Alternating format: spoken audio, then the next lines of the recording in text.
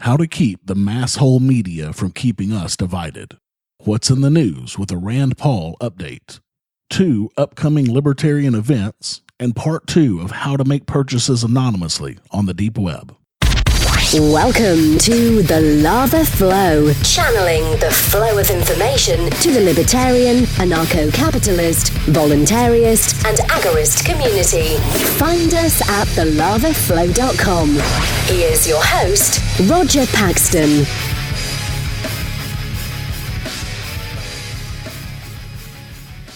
Thank you for joining me this week, coming to you from Lava HQ. From the state that has the fiddle as the official state musical instrument, this is the show that will bring you the people, places, and events that everyone in the Liberty Revolution needs to know. You can catch me on Twitter at the Lava Flow Pod. This is episode 17, the Masshole Media Edition, and it's Tuesday, August 4th, 2015, when we've already had more than 675 people killed by police this year. What's rustling my jimmies this week? You're about to find out. Let's do it to it. In the last several weeks alone, the media has told you that a man is a woman, a piece of cloth is evil, dead baby parts are a commodity, and a lion should be idolized. Now, I've said it on this show before, and I'll say it again. Stop listening to the media. Don't let the media tell you what you should be incensed about. Don't let the media tell you what you should be happy about. You should be deciding all of that for yourself. Now, Jess and I cut the cord on our TV years ago. We've been using Netflix, Hulu, YouTube, Amazon Prime, and torrents for 100% of our TV viewing ever since. We haven't watched televised news in many, many years. And I almost never go to a mainstream news website, read a newspaper, or pick up a news magazine. However, the mainstream news now seems to be infecting even the new media, and certainly blows up my Facebook and Twitter feeds constantly. It is pervasive. It invades everything that we touch, read, and see. It is nearly impossible to ignore, but ignore it we must. We have to stop perpetuating the madness. Now, how do we fix this? First, we all have to do our part. Stop forwarding these topics on Facebook. Stop commenting on threads of issues that are designed only to divide us. We all do it, and we all are playing right into their hands. If the media and our politicians can keep us all divided, they know that we will never work together to stop their bullshit. If they can keep it white against black, gay against straight, man against woman, or any other status that they can use to divide us, then we will never get past these differences and realize the most important thing, that we are at war. It is a Cold War, yes, but a war nonetheless. We are at war with our rulers. As long as we are fighting among ourselves, we cannot focus our animosity in the proper direction against those who would rule over every aspect of our lives. Now, you'll notice that I have never touched any of these hot button topics in this show. I don't talk about them on Facebook. I don't share articles about them. I have no interest in doing so. I have no interest in perpetuating this bullshit. Look, there are plenty of podcasts, even libertarian ones, that do perpetuate this division, but this will never be one of them. I carefully select the topics of this show to help improve the lives and the knowledge of libertarians. And as long as this podcast runs, that will always be the case. The second thing that we must do to stop the spread of the mass media's attempt to divide us is to spread the message of liberty everywhere that we can. Share articles, websites, quotes, videos, and even podcasts like this one everywhere that you can. Most people will never click on what you share, but many will. And those that will may not get it the first time, or even the 10th time, but eventually they will. Eventually it will click with them just like it did with you and me. Eventually reasonable people will understand. We will never ever reach everyone, but we will reach many. Remember, as Samuel Adams said, it does not take a majority to prevail. but rather an irate, tireless minority, keen on setting brush fires of freedom in the minds of men. Help me set those brush fires of freedom. Most importantly, we must always be uncompromising in our beliefs. Talking about this brings to mind two excellent quotes from abolitionists of different eras. Murray Rothbard said, "The major problem with the opportunists is that by confining themselves strictly to gradual and practical programs that stand a good chance of immediate adoption, they are in grave danger of completely losing sight of the ultimate objective, the libertarian goal. He who confines himself to calling for a 2% reduction in taxes helps to bury the ultimate goal of abolition of taxation altogether. By concentrating on the immediate means, he helps liquidate the ultimate goal, and therefore the entire point of being a libertarian in the first place. If libertarians refuse to hold aloft the banner of the pure principle of the ultimate goal, then who will? The answer is no one." Also, in 1831, William Lloyd Garrison had this to say, "I am aware that many object to the severity of my language. But is there not cause for severity? I will be as harsh as truth and as uncompromising as justice. On this subject, I do not wish to think or to speak or write with moderation. No. Tell a man whose house is on fire to give a moderate alarm. Tell him to moderately rescue his wife from the hands of the ravisher. Tell the mother to gradually extricate her babe from the fire into which it has fallen. But urge me not to use moderation in a cause like the present. I am in earnest. I will not equivocate. I will not excuse. I will not retreat a single inch, and I will be heard. The apathy of the people is enough to make every statue leap from its pedestal and to hasten the resurrection of the dead. I could not have said it better. Remain ever vigilant. Do not allow yourselves to be divided. Spread the message of liberty without compromise, and we will win eventually." Exercise your free market muscles by going to thelavaflow.com/support and giving a per episode donation of as little as $1 an episode, or use Bitcoin. Get exclusive content, rewards, and help the Lava Flow become fiscally neutral while providing you more content. thelavaflow.com/support. What's in the news? The news you need to know from a libertarian perspective. In The Windy City is Full of Hot Air news, a Chicago investigator who determined that several civilian shootings by police officers were unjustified was fired after resisting orders to reverse those findings. Lorenzo Davis, a former police commander, worked for the Independent Police Review Authority, a city-run organization that investigates police brutality complaints and recommends any punishment. Not sure why it's called independent when it's a city organization, but that's neither here nor there. Davis's termination came less than 2 weeks after top IPRA officials evaluating Davis's job performance accused him of a clear bias against the police and called him the only supervisor at IPRA who resists making requested changes as directed by management in order to reflect the correct finding with respect to OIS, as officer-involved shootings are known in the agency. Since its 2007 creation, IPRA has investigated nearly 400 civilian shootings by police and found only one to be unjustified. Davis ended his 23-year career with the Chicago Police Department because, he said, "I did not like the direction the police department had taken. It appeared that officers were doing whatever they wanted to do. The discipline was no longer there." Davis says he helped investigate more than a dozen shootings by police at the agency. He says his superiors had no objections when his team recommended exonerating officers. The objections came, he says, after each finding that a shooting was unjustified. He says there were 6 of those cases. We are starting to hear the question every day, where are the good cops? And they are no longer working for the police in more cases than not. In More Guns, Less Crime news, recent data shows that while the number of Americans carrying concealed firearms has exploded in recent years, murder rates and violent crimes have plunged dramatically. This is in direct contrast to the narratives and fear-mongering of the anti-rights activists.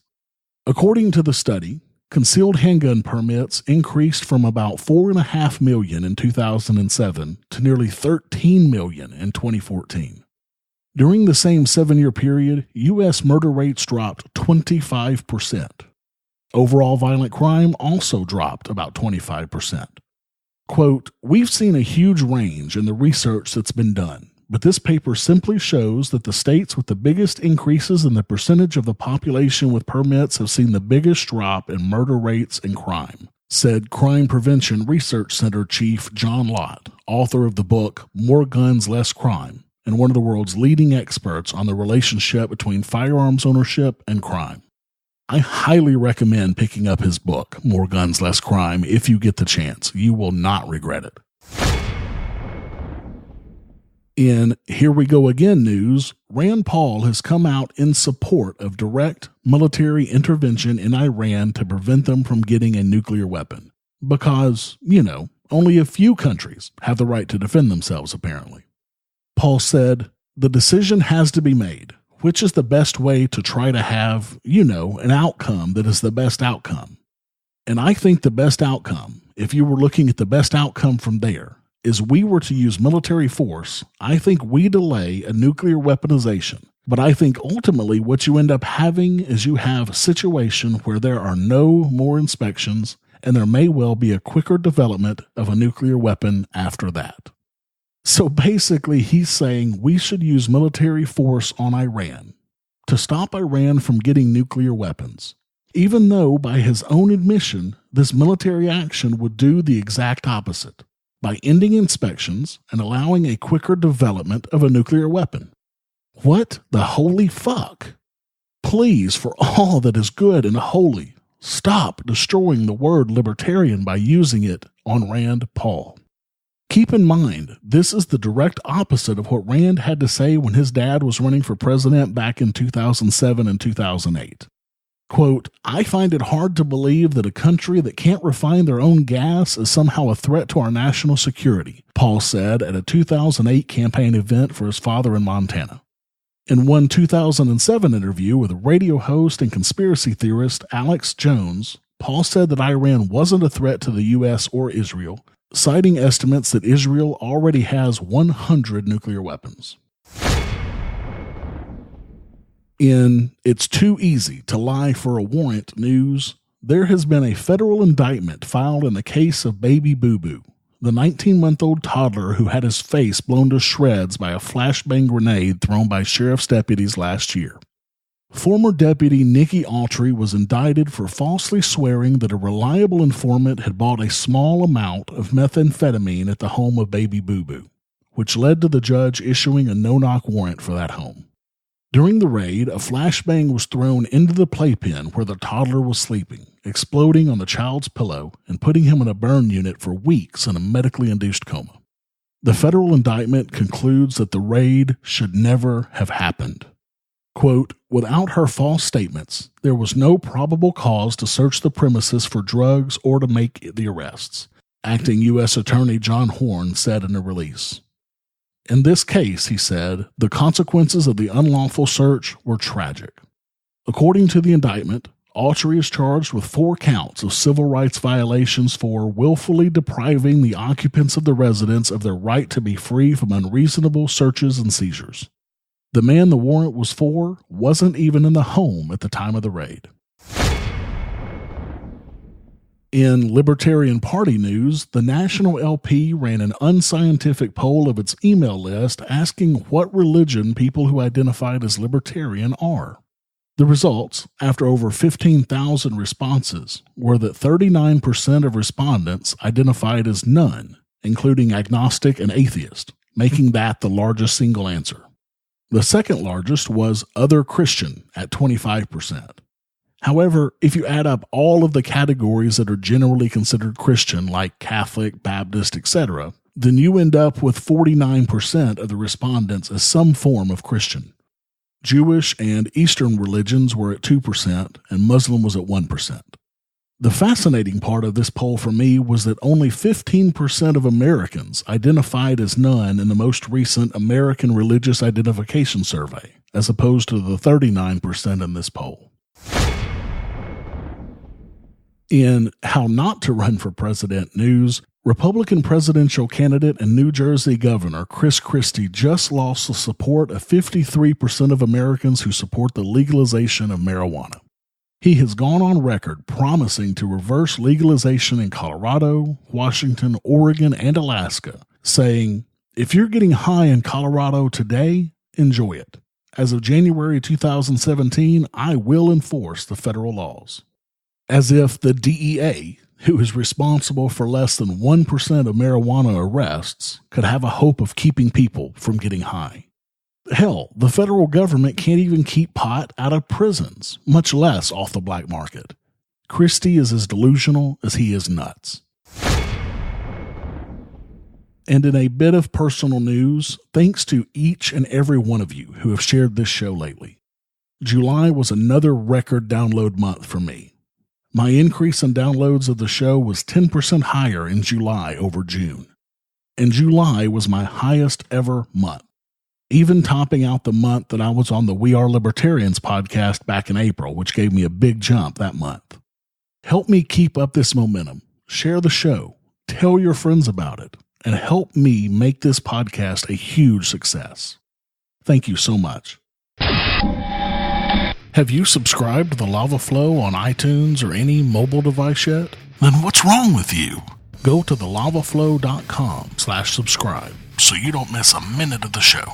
And while you're subscribing, make sure to leave me a 5-star rating and review the show to help others find our podcast. thelavaflow.com/subscribe. Herding cats. Don't let anybody tell you it's easy. Anybody can herd cattle. Holding together 10,000 half-wild short hairs, well, that's another thing altogether. Being a cat herder is probably about the toughest thing I think I've ever done. If you missed PorkFest this year, there are 2 upcoming events that are similar in nature, but on a much smaller scale.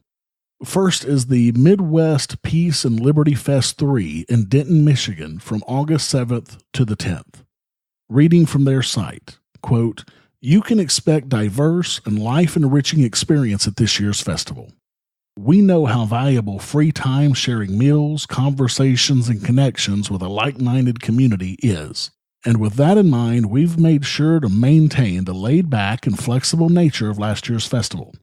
We're also aware that there is value in highlighting the innovative and intelligent minds the Liberty community has to offer from across the Midwest. At the Spontaneous Order tent, expect a lineup of Midwest-sourced Liberty enthusiasts offering talks, interactive discussions, demonstrations, and dialogues on the most pertinent issues relevant to your freedom. Last year, we had many talks, and they were great. There will also be opportunities for you to take the floor if you so choose. We will announce a schedule for the Spontaneous Order tent as the event draws closer. Later in August is the Anarcho 2015 State of Nature Festival in Gore, Virginia from August 21st to the 23rd. Anarcho 2015 State of Nature will be taking place at The Cove. The beautiful 3,000 mountain acre campground includes a beach for swimming, lakes to go boating and fishing, trails for motorcycles, ATVs, mountain biking, and hiking. And if that's not enough for you, there's also a rifle and pistol range on site. Let's come together as a tribe to share our stories of liberation, strategies against tyranny, and community celebration. Camp 6 is where we'll be hosting our festivities for the Spontaneous Order. It includes a stage for music and talks, washroom facilities, and room for up to 1,000 happy campers. You can find links to both of these events on Facebook in the show notes to this episode at thelavaflow.com/17.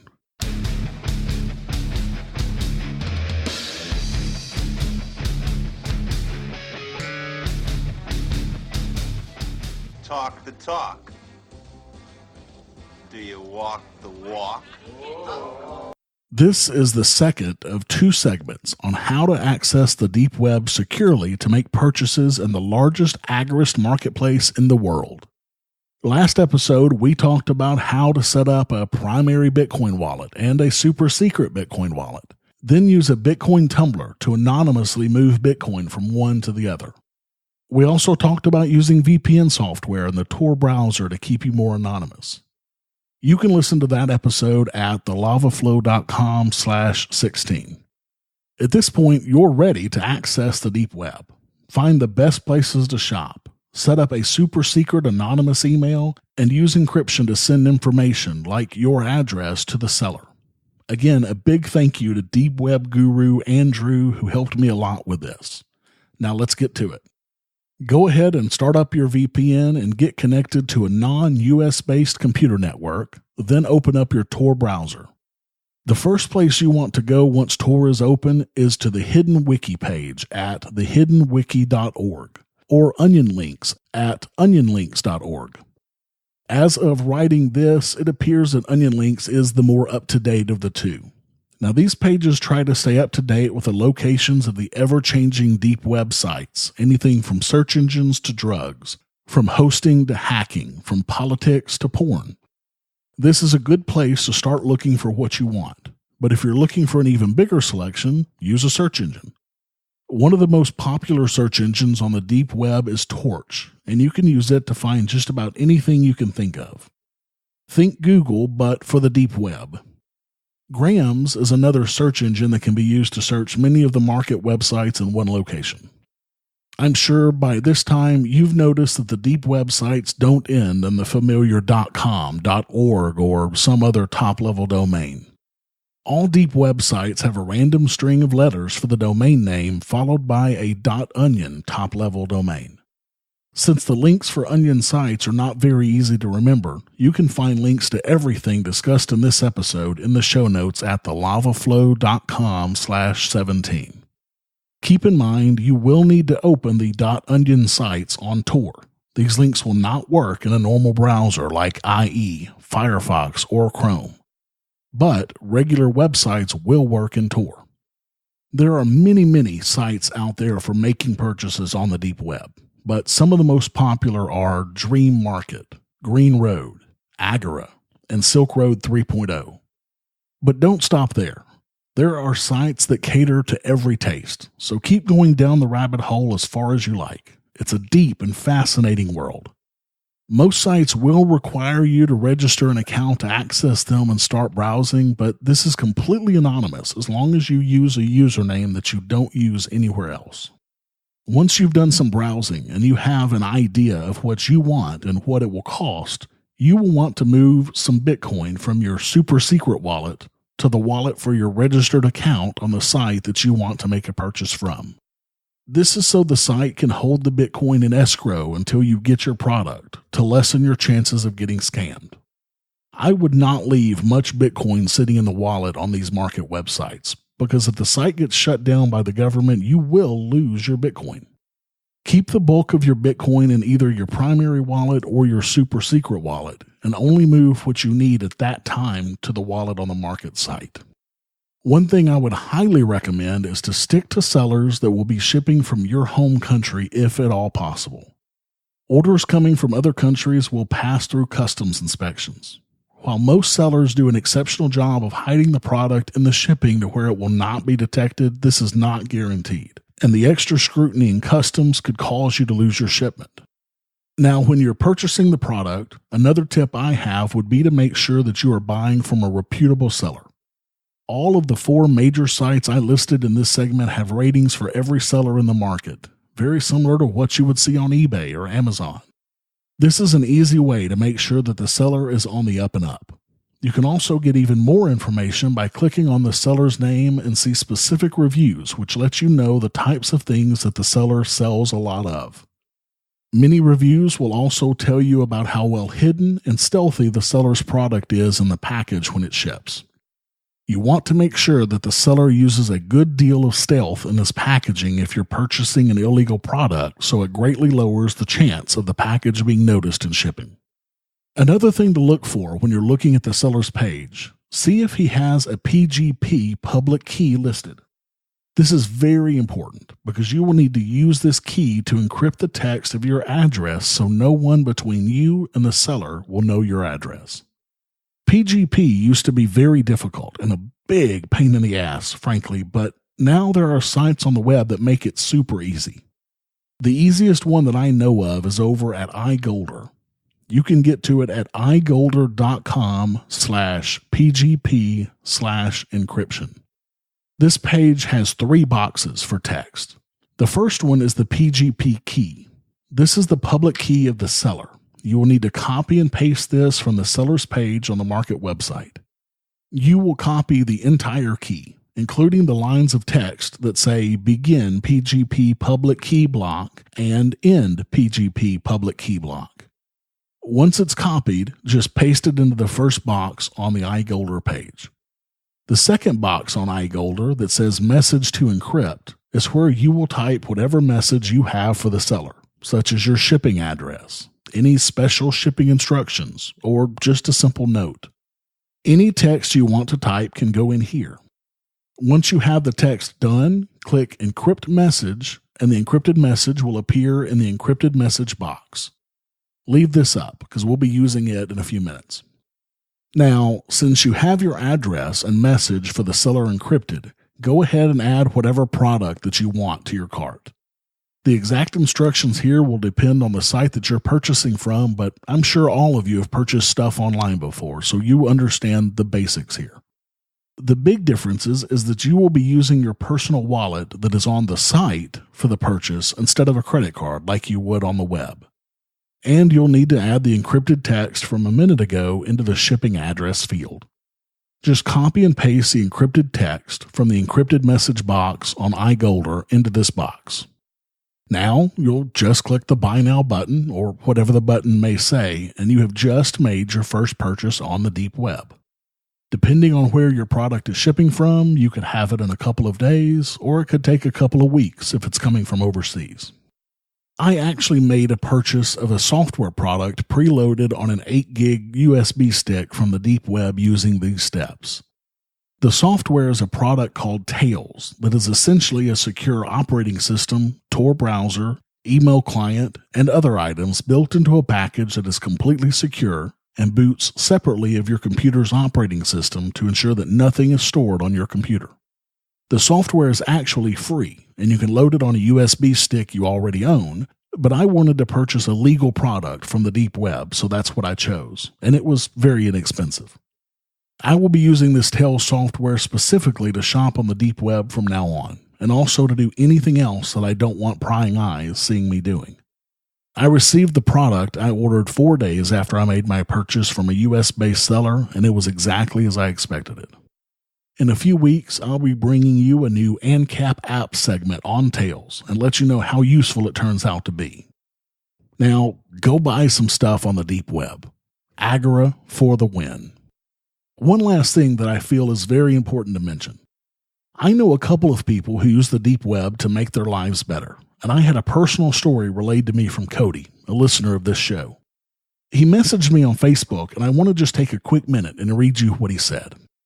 Quote, "One thing I don't hear a lot of talk about is the ability to order non-narcotic RX medication cheaper than what some may pay for their insurance copayment.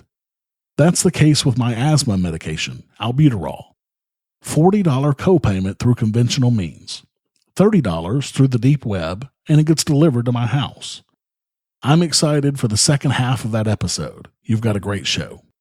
Thanks, Cody. And Cody's right. As far as I'm concerned, the deep web is one of the most important tools for ending our dependence on the state. And using the deep web to improve your life is just incredible. There are so many things on the deep web that are not narcotics that you really have got to see it for yourself. Even those of you who have no desire or need to buy narcotics, there is something on the deep web for everyone. If it's regulated, it's likely on the deep web. They have cell phones and computers, Xboxes and PlayStations, medications and clothing, just about anything that you can imagine. Thanks a lot, Cody, for contacting me. And I just love hearing from you guys. I mean, just since the last episode, I've had conversations with Kyle, Cody, Casey, Jason, Melissa, Mark, and others on Facebook and Twitter. I want to hear from you too. I'm easy to find on Facebook at facebook.com/Roger Paxton, and that's Roger with a D. So find me and let me know what you're thinking about. Tell me how much you love or hate this show, or tell me what you want to hear on future episodes. You can even tweet me at the Lava Flow Pod. I can't wait to hear from you guys. Thank you for listening to the show this week.